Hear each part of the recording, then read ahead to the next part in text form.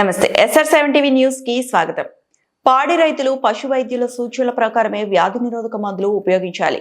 పశు సంవర్ధక శాఖ assistant director doctor Banerjee అన్నారు. అన్నమయ్య జిల్లా లక్కిరెడ్డిపల్లి మండలం పాడి రైతులు పాడి పరిశ్రమలో తీసుకోవాల్సినటువంటి మెలకువల గురించి అసిస్టెంట్ డైరెక్టర్ డాక్టర్ బెనర్జీ తెలియజేస్తూ పాడి రైతులు పశువులను గాని గొర్రెలు మేకలను గాని వ్యాధి నిరోధక మందులు వాడేటప్పుడు పశు వైద్యుల సూచనలు సలహాల మేరకే మందులు వాడాలని, అలా కాకుండా మోతాదుకు మించి వాడితే పశువులు మరణించడం అనారోగ్యానికి గురి కావడం జరుగుతుందని అన్నారు. జనవరి నెల 19వ తేదీ నుండి 31వ తేదీ వరకు నట్టల నివారణ టీకాలు కార్యక్రమం జరుగుతూ ఉందని, పశు సంవర్ధక శాఖ సిబ్బంది ప్రతి గ్రామంలో టీకాల కార్యక్రమం మీ ఇళ్ల వద్దకే వచ్చి టీకాలు వేయడం జరుగుతుందని, నట్టల నివారణ టీకాలు కార్యక్రమాన్ని సద్వినియోగం చేసుకుని జంతువులు ఆరోగ్యంగా ఉండేటట్లు చూసుకోవాలని కోరారు. ప్రతి ఒక్క పాడి రైతు ప్రమాదవశాత్తు పశువులు గాని గొర్రెలు మేకలు గాని చనిపోవడం జరిగితే రైతు నష్టపోకుండా ఉండేందుకు పశు బీమా సౌకర్యం కూడా ఉందని, పూర్తి వివరాలకు సమీపంలోని పశు వైద్యాధికారిని సంప్రదించి తెలుసుకోవాలని తెలియజేశారు. ఆర్వి కృష్ణారెడ్డి, అన్నమయ్య జిల్లా ఇన్ఛార్జ్. నమస్తే, SR7 టీవీకి స్వాగతం. నా పేరు ఆర్వి కృష్ణారెడ్డి, అన్నమయ్య జిల్లా ఇన్ఛార్జ్. మరి ఈరోజు మన దాదాపుగా రైతులు అనేటువంటి వాళ్ళు పాడి పరిశ్రమ మీద ఆధారపడి ఎక్కువగా మన ఆంధ్రప్రదేశ్ రాష్ట్రం అంతా కూడా పాడి పరిశ్రమతో ఎక్కువగా ఆధారపడి జీవించడం, మరి పాడి పరిశ్రమ నుంచి మన పశుసంవర్ధక శాఖ వారు కూడా ఒక ప్రత్యేకమైన శ్రద్ధ తీసుకొని మరి పాడి పరిశ్రమను ఎంతో అభివృద్ధి చేయడం జరుగుతూ ఉంది. ఈరోజు రాష్ట్ర ప్రభుత్వం అయితేనేమి, కేంద్ర ప్రభుత్వం అయితేనేమి వారు ఇచ్చేటువంటి ప్రోత్సాహంతో మరి అలాగే ఈరోజు మన అన్నమయ్య జిల్లా లక్కిరెడ్డిపల్లి మండలం మరి ఏడీ గారితో, పశుసంవర్ధక శాఖ ఏడీ గారితో మరి ఇక్కడ ఇచ్చేటువంటి పశుసంవర్ధక శాఖ నుంచి ఇచ్చేటువంటి సర్వీసెస్ గురించి తెలుసుకుందాం. ఓకే, నమస్తే సార్. నమస్తే. పాడి పరిశ్రమ అనేటువంటిది ఈరోజు ముఖ్యమైన జీవనాధారం అయిపోయింది. మన దాదాపుగా ముఖ్యంగా మన రాయలసీమ జిల్లాలో వ్యవసాయం అనేది డౌన్ అయిపోయింది. పాడి పరిశ్రమనే ఎక్కువగా జీవనాధారం. దాని మీద మీరు కూడా మీ పశుసంవర్ధక శాఖ నుంచి కూడా మీ సర్వీసెస్ కూడా అభినందించదగ్గ విషయంగా మీరు చేసేటువంటి సర్వీసెస్ కూడా మాదిరిగానే చేస్తున్నారు. మరి ఈరోజు మీరు మీ పరిధిలో గ్రామాలలో ఇచ్చేటువంటి ప్రోత్సాహం కానీ, పాడి పరిశ్రమ కానీ, అలాగే గొర్రెలు మేకలు పెంపకం కానీ, పౌల్ట్రీ కానీ ఇలాంటి వాటి మీద కూడా మీరు ఇచ్చేటువంటి ప్రోత్సాహం ఎలా ఉంది, మీరు ఇచ్చే సర్వీసెస్ ఎలా ఉన్నాయి అనేది, మీరు ఇచ్చేటువంటి కార్యక్రమాలు ఏ విధంగా ఉన్నాయి అనేది ఒక సమాచారం ఇవ్వండి సార్. చెప్పండి సార్. మొదటి నుంచి చెప్పుకొస్తే మన భారతదేశం వ్యవసాయ ఆధారిత దేశం. ఈ వ్యవసాయం పైనే మన రైతులందరూ ఆధారపడి బతుకుతున్నప్పుడు కొంతమంది వర్షాధార పంటలు పండించుకుంటారు. నీటి సదుపాయము ఉండి, మోటార్ సదుపాయం ఉండి ఉన్న వాళ్ళు మాత్రమే వరి పంటలు పండించేవాళ్ళు. ఇట్లా వర్షాలు అతివృష్టి అనావృష్టితో కావచ్చు, లేకపోతే పండిన పంటకు సరైన గిట్టుబాటు ధర కల్పించలేనప్పుడు ఇలాంటి పరిస్థితుల్లో రైతులు అనేక సార్లు నష్టపోతున్నారు. వాళ్ళకు నికరమైన ఆదాయం కావాలనుకుంటే ఈ పాడి పరిశ్రమే అండి. ఈ పాడి పరిశ్రమ అనేది కుటీర పరిశ్రమ లాగా కూడా మనం చేసుకోవచ్చు. ఒక భూమి లేని నిరుపేద రైతులు లేదా ఎకరా ఉన్నా కూడా వాళ్ళు కూడా ఆ ఎకరాల్లో గడ్డి పండించుకొని పశువులను పెట్టుకొని స్థిరమైన ఆదాయంతో వాళ్ళ కుటుంబాన్ని పోషించుకోగలుగుతున్నారు. కాబట్టి ఈనాడు నిజంగా చెప్పుకొస్తే వ్యవసాయం కంటే పాడి పరిశ్రమ ఎంతో ప్రజలను, రైతులను కాపాడుతుంది. ఈనాడు ఆ రైతన్న ఒంటిపైన గుడ్డలు ఉన్నాయంటే పాడి పరిశ్రమ వల్లనే అండి. Okay sir. ఇప్పుడు ఈ నెల 19వ తారీఖు నుంచి ఈ నెలాఖరు వరకు 31 వరకు పశు ఆరోగ్య శిబిరాలు జరుపుతున్నాము. ఈ పశు ఆరోగ్య శిబిరాలలో ఆవులకు, గేదెలకు, పెద్ద పశువులకు, వయసున్న పెద్ద పశువులకు, తర్వాత వాటి దూడలను మళ్ళీ 2 రకాలుగా విభజించినాము. 6 నెలల లోపు 6 నెలల పైన, సంవత్సరం లోపు 6 నెలల పైన ఉన్న వాటిని. తర్వాత గొర్రెలు, మేకలు, చిన్న జీవాలకు మేము కడుపులో పురుగుల మందు అంటే పరాన్న జీవులు ఉంటాయి, ఆ పరాన్న జీవులను చంపేసి పశువు బాగా ఆరోగ్యకరంగా ఉంటుంది, తిన్నదంతా దాని శరీరానికి వంటపడుతున్న ఉద్దేశంతో గవర్నమెంటు ఈ పథకము మొదలుపెట్టింది. ఈ ప్రోగ్రాంలో మేము పొద్దున్నే 7 గంటలకంతా మేము ఆ విలేజెస్లో ఉంటాము. విలేజెస్లో ఉండి పశువులను వదలకముందే ఖాళీ కడుపుతో ఉన్నప్పుడే ఈ పురుగుల నివారణ మందు మనం తాకినట్టయితే మందు ఎఫెక్టివ్గా పనిచేస్తుంది. ఎఫెక్టివ్గా పనిచేసి ఆ పురుగులన్నింటినీ కడుపులో కావచ్చు, చిన్న పేగులు కావచ్చు, పెద్ద పేగులు కావచ్చు, ఊపిరితిత్తుల్లో కావచ్చు, ఎక్కడ చర్మం పైన కానీ, చర్మం పైన ఏ పురుగులు ఉంటాయంటే పేన్లు కావచ్చు, జోరిగలు కావచ్చు, చర్మంలో కూడా కొన్ని ఉంటాయి. ఇట్లాంటి వాటిని అన్నింటినీ పరాన్న జీవులు అంటారు. ఈ పరాన్న జీవులు ఇవి పశువులు తిని జీర్ణం చేసుకున్న శక్తినంతా ఇవి పీల్చుకొని వాటిపైన ఆధారపడి బతుకుతాయి, కాబట్టి వాటి పరాన్న జీవులు అంటారు.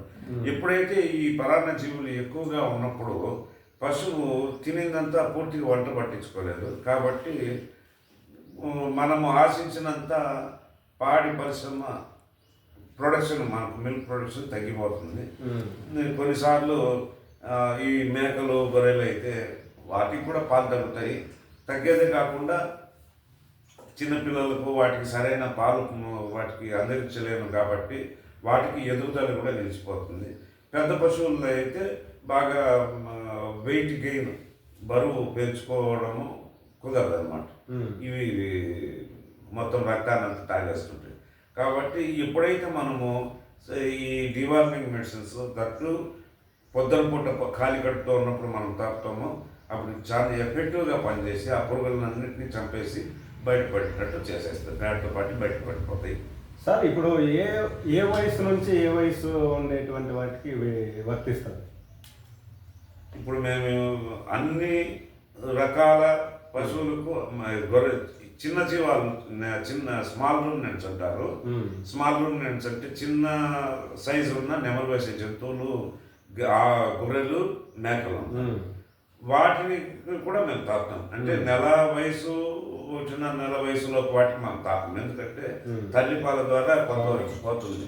అవి గడ్డి మేసేది ఉండదు కాబట్టి ఉత్త పాలు మాత్రమే తాగుతుంటాయి, కాబట్టి వాటికి అంత ఎఫెక్ట్ ఉండదు. ఒకవేళ మనం వాటికి తాపించినా ఈ మందులను అవి తట్టుకోలేవు అన్నమాట. తర్వాత పెద్ద జీవాలకన్నింటికి తాపుతాం, గొర్రెలు, మేకలు, వయసు ఉన్న వాటికంతా తాపాం, 2 నెలల పైన వాటికన్నింటికి తాపుతాం. అదేవిధంగా దూడలను కూడా, ఆవులు, గేదెల దూడలను కూడా 2 రకాలుగా విభజించినాం. సంవత్సరం లోపు ఉన్న వాటిని, ఆ సంవత్సరం లోపు ఉన్న వాటిని 6 నెలల లోపల ఒక రకము, 6 నెలల పైన సంవత్సరం లోపల ఉన్న వాటిని ఇంకొక రకంగా విభజించి వాటికి సరైన మందులు, సరైన మోతాదులు మనం తాగాల్సి ఉంటుంది. తర్వాత పాలిచ్చే గేదెలు, కడుపులో ఉన్న గేదెలు, వీటివన్నీ ఆవులు, గేదెలు వయసు, అడల్ట్ వయసు, యుక్త వయసులో ఉన్న వాటికి తాగుతాం. అన్ని రకాల పశువులకి మనం తాగుతున్నాం. సార్, ఇప్పుడు ఏ సీజన్లో ఏ కార్యక్రమాలు మీరు చేపడుతున్నారు? ఇది ఈ డివార్మింగ్ ప్రోగ్రాము మొదటి నుంచి మేము 2-3 సార్లు చేస్తున్నామంటే సంవత్సరానికి. గత కొన్నేళ్ల ముందు 3-4 నెలలకు ఒకసారి చేస్తుంటుంది. ఇప్పుడు ప్రస్తుతం 2 సార్లు నడుస్తుంది. అయితే మంచి మందులు తాగుతాం. మా మందులు రైతులు పాపం అమాయకత్వంతో లేకపోతే సరైన అవగాహన లేకపోవడం వలన మాకెందుకులే ఈ మందులు మేమే కొనుక్కుంటామని చెప్పి అనుకుంటుంటారు. కానీ ఇవి మా మందులు చాలా పవర్ఫుల్.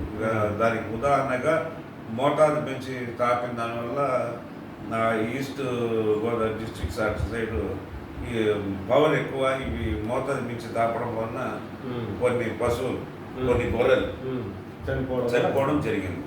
అంటే దాన్ని బట్టి మనకు అర్థమవుతుంది అంటే ఎంత పవర్తో ఉన్నాయి మందులు. ఏమైనా కూడా ఇప్పుడు ఒక వైద్య అధికారితో సంప్రదించి చేస్తేనే అది వద్దు అనుకున్నా ఏదనుకున్నా కూడా వాళ్ళు నిజంగా కొని తెచ్చుకున్నా కూడా మన ప్రిస్క్రైబ్ చేసే పర్యవేక్షణలో జరిగితే అది చాలా సేఫ్టీ. పర్యవేక్షణలో అంటే మేము ఈ మందు తీసుకో అని చెప్తాం, ఇది మంచిది ప్రతి మందు ప్రతిసారి ఏ టైం అంటే ఆ టైంకి ఉపయోగం ఉండదు. సీజనల్ వేరియేషన్తో మందులు మారుతాయి. తర్వాత కడుపులో ఏ పురుగులు ఉన్నాయో అవి మైక్రోస్కోప్లో సూక్ష్మదర్శకులు పేడ పరీక్ష చేస్తే అప్పుడు ఏ పురుగులు కడుపులో ఉన్నాయి, వేగుల్లో ఉన్నాయి అనేది తెలుస్తుంది. దాన్ని బట్టి వ్యాధి నిర్ధారణ చేసుకొని దానికి అనుగుణంగా మనము సరైన మందు తాపాలా, సరైన మందును కూడా సరైన మోతాదుతో తాపాలి. సార్ ఇప్పుడు ఈ నత్తల నివారణ టీకాలే కాకుండా ఇప్పుడు గాలికుంట వ్యాధి టీకాలు, అలాగే నీలినాలు కానీ ఇలాంటివన్నీ ఉన్నాయి కదా, అవన్నీ ఏ సీజన్లో చేపడతారు మీరు కార్యక్రమం? ప్రతి వ్యాక్సిన్ మేము సంవత్సరానికి 2 సార్లు వాడతాం. వ్యాక్సిన్ వాడతాము. ఇప్పుడు కొన్నిటికి లైఫ్ లాంగ్ ఇమ్యూనిటీ ఉంటుంది, బ్రూసెలా కావచ్చు అట్లా. మిగతా వాటికి 6 నెలలకు ఒకసారి వేసుకోవాల్సి ఉంటుంది. అయితే ఈ పుట్టమోతును మన దేశంలోనే లేకుండా నివారించాలనే ఉద్దేశంతో సెంట్రల్ గవర్నమెంట్ ప్రమేయంతో మనకు మెడిసిన్స్ వస్తున్నాయి. ముందు మేము ఉద్యోగంలో చేరినప్పుడైతే మేము సబ్సిడీ రేటుకు రైతులకు ఇచ్చేవాళ్ళం. ఇప్పుడు ఏ మందు కూడా మేము సబ్సిడీ అనేది లేదు, complete A to Z free, పూర్తి వ్యాక్సినేషన్స్. అయితే వాటిని ఉపయోగించుకునే దాంట్లో వచ్చింది మన ప్రజల్లో కొంచెం తేడా. మొదటి నుంచి వాళ్ళల్లో ఆ నిర్లిప్తత అట్లాగా నిలిచిపోయింది. ఏమా నిర్లిప్తత అంటే మనము మన చట్టి బిడ్డలకు, పుట్టిన బిడ్డలు కావచ్చు, సంవత్సరం లోపల ఉన్న వాళ్ళకు ఈవెన్ పోలియో చుక్కలు వేపిస్తే కూడా ఆ రోజు జ్వరం వస్తుంది. ఎందుకు జ్వరం వస్తుందంటే యాంటీ ఇమ్యూనిటీ డెవలప్మెంట్ కోసము లోపల ఫైటింగ్ జరుగుతుంది. రక్త కణాలు వ్యాధి పుట్టించే బ్యాక్టీరియా కావచ్చు, వైరస్ కావచ్చు, వాటితో జరుగుతుంది. అట్లా యాంటీబాడీ ఫైటింగ్ జరిగినప్పుడు ఆ టెంపరేచర్ పెరుగుతుంది. టెంపరేచర్ కూడా ఎందుకు, వాటికి అననుకూల వాతావరణ పరిస్థితి కల్పించి అవి చేస్తుంది అనమాట. దాంట్లో ఆ బ్యాక్టీరియా కావచ్చు, వైరస్ కావచ్చు చనిపోతాయి. చనిపోయిన వాటిని తెల్ల రక్త కణాల్లో కొన్ని కణాలు తినేస్తాయి, మింగేస్తాయి. ఇట్లా వ్యాక్సిన్ ప్రొడక్షన్ దాని పనితనం ఉంటుంది శరీరం. మనము పోలియో దానివల్ల ఇప్పుడు మీరు ఇచ్చిన వ్యాక్సిన్ ఎఫెక్ట్తో ఏదైనా పాల శాతం తగ్గడం కానీ ఇలాంటిది ఏమైనా ఉంటుంది? ఖచ్చితంగా చెప్తున్నాను. కాబట్టి పోలియో చుక్కలు వేసిన కూడా ఒక పూట లేదా 2 పూటలు, అంటే ఒక రోజు లేదా 1.5 రోజు కూడా కొంతమంది పిల్లలను బట్టి కొంతమందికి ఒక పూటకే స్టడీ అయిపోతారు, కొంతమంది ఒక రోజు ఉంటారు, ఇంకొక రోజుకు రెడీ అయిపోతారు. ఇట్లా ఆ రోజు కొంచెం మెత్త పడతారు.